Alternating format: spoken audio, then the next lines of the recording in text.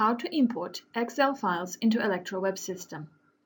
With the Import Excel feature, we can easily import numerous and various records that we have in Excel format.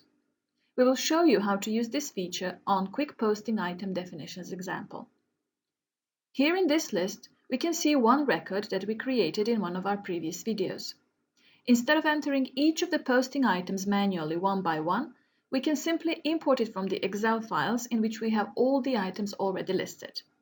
We should go to this Excel file and select all cells and columns that we want to transfer. We should make sure that we also select the title name cells and select it with Ctrl+C command. Then we go back to the related list inside the program and click here on Import Excel.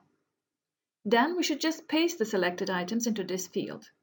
After making sure that Auto Lookup option is also activated, we should click on Submit button. Here, all the items from the Excel lists will be copied, and we can also make changes to these data if desired. After we click on the Save button, we will see how quickly data from our Excel file are transferred into the system. From here, we may continue using this list as usual, add new record, or edit the existing one.